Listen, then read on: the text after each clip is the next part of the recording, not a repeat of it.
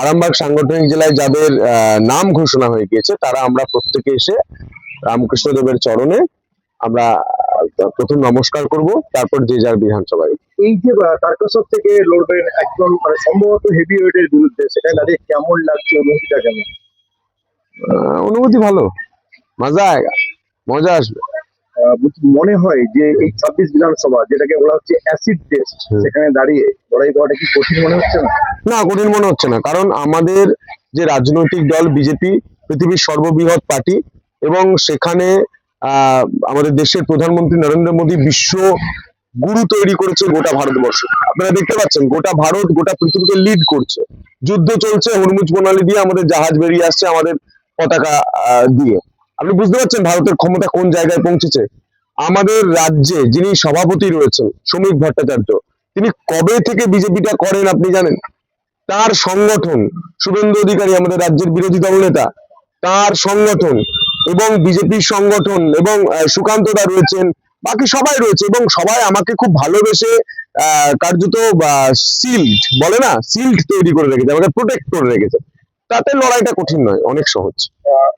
কত পরশু ডিক্লেয়ার হয়েছে ভোটে, আর দেখা গেল গতকাল ভারতীয় জনতা পার্টি প্রার্থী তালিকা ঘোষণা করলো প্রথম দফা।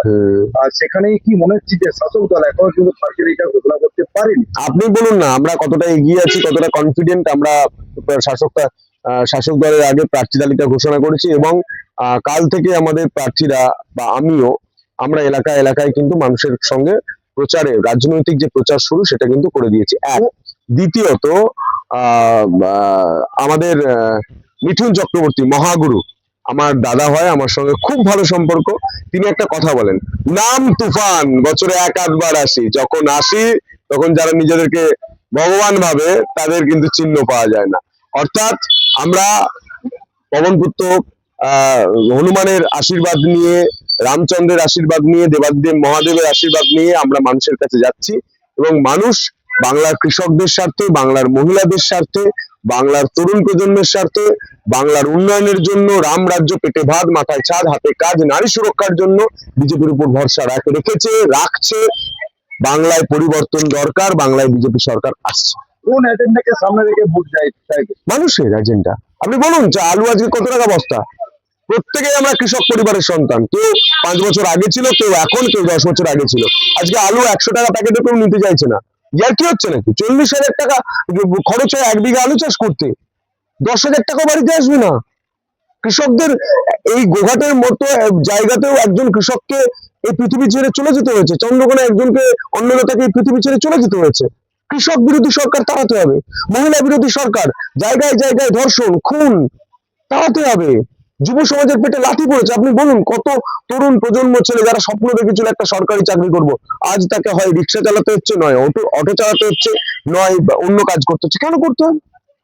আজ বলুন যারা সরকারি কর্মী এত বছর ধরে সরকারটাকে চালাচ্ছে, তারা এখনো পর্যন্ত ডিএ ক্লিয়ার পাচ্ছে না। আমরা বলছি 7ম পে কমিশন হবে। আমাদের দেশের স্বরাষ্ট্রমন্ত্রী অমিত শাহ, তিনি গোটা দেশে চাণক্য হিসাবে পরিচিত। তিনি যেভাবে চন্দ্রগুপ্ত মৌর্যকে তৈরি করা হয়েছিল ঠিক সেভাবেই কিন্তু একের পর এক রাজা তৈরি করে যাচ্ছে। তিনি বলে গিয়েছেন 7ম পে কমিশন হবে, তাই মানুষের স্বার্থে লড়াই করতে। আপনারা বারবার ধরে কর্মসংস্থানের কথা বলেন। 2014 সাল নরেন্দ্র মোদী কিন্তু বলেছিলেন যে বছরে 2 কোটি চাকরি, কোথায় গেল চাকরি? সরকারি চাকরি বলেছিল, 2 কোটি চাকরি, 2 কোটি চাকরি বলেছিল। আপনাকে আমার অফিসে আসবেন, আমি হিসাব দিয়ে বলে দেবো 2 কোটির থেকে অনেক বেশি চাকরি হয়েছে, অনেক বেশি চাকরি হয়েছে। স্টার্ট আপ কোন জায়গায় আজকে? আজকে ইউনিকর্ন স্টার্ট আপ ইন্ডিয়াতে কটা ছিল? একটাও ছিল না, জিরো ছিল, জিরো কংগ্রেসের আমলে।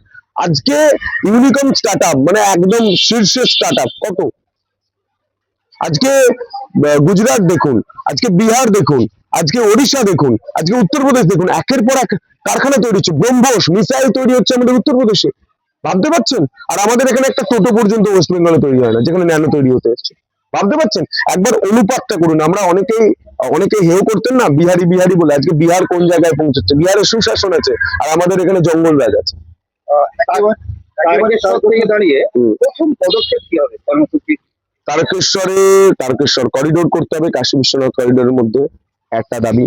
দ্বিতীয় দাবি হাসপাতাল, একটা ভালো হাসপাতাল। কেন আরামবাগ আসবে, কেন কলকাতা যাবে তারকেশ্বরের মানুষ, কেন যাবে? একটা ভালো হাসপাতাল, স্কুল কলেজের ডেভেলপমেন্ট। স্কুলগুলো আমি কালকে ঘুরে ঘুরে দেখছিলাম, অনেক জায়গায় শিক্ষক নেই, কলেজ ভালো নেই, রাস্তাঘাট ভালো নয়। আমরা একটা বাইক র্যালি করেছিলাম, যে রাস্তা ছিল সেই রাস্তা দেখলে আপনি মানে অজ্ঞান হয়ে পড়ে যাবেন সেখানে যদি যান বাইকে। যাতায়াত করতে হতো বাংলার মানুষকে, তারকেশ্বরের মানুষকে।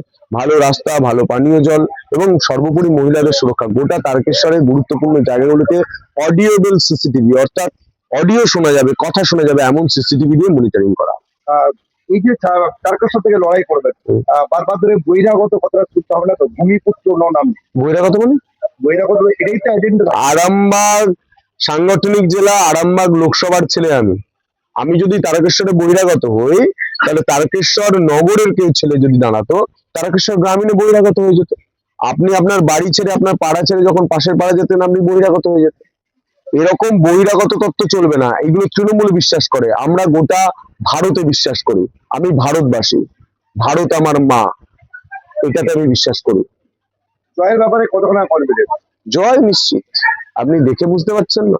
একবার তারকেশ্বর চলুন, তৃণমূলের নেতাগুলোর সঙ্গে কথা বলুন, তারা কানাকানি করছে যে আরে এবারে হয়ে গেল, শেষ হয়ে গেল। তৃণমূলের নেতাকে জিজ্ঞেস করুন, বিজেপির কাউকে বা সাধারণ মানুষকে কষ্ট করতে হবে না। আমি তৃণমূলের পার্টি অফিসে চলে যান, সেখানেই বুঝতে পারবেন কি কি অবস্থা। সাংবাদিক সন্তু পাল এই রাজ্যের বিরুদ্ধে হুম। সত্যিকারের দিকে আঙুল তুলে কথা বলতো বলেই কি আছে সন্তু পাল বিজেপিতে? না, এরকম কোনো কারণ নয়। আমি মানুষের স্বার্থে প্রশ্ন করেছি। চাকরি চুরি হয়েছে, হ্যাঁ কি না হয়েছে, প্রশ্ন করেছি। মহিলাদের সুরক্ষা নিয়ে, মহিলাদের উপর অত্যাচার হয়েছে, হ্যাঁ কি না হয়েছে, প্রশ্ন করেছি। বাংলায় যেখানে মানুষের চোখের জল পড়েছে, যেখানে মানুষ কষ্টে থেকেছে, প্রশ্ন করেছি। এবার কাজ করার সময় অনেকেই বলেছে যে প্রশ্ন করতে পারে, কাজ তো করতে পারবে না। কাজ করার সময় এসেছে, মানুষ সুযোগ দিলে কাজ হবে।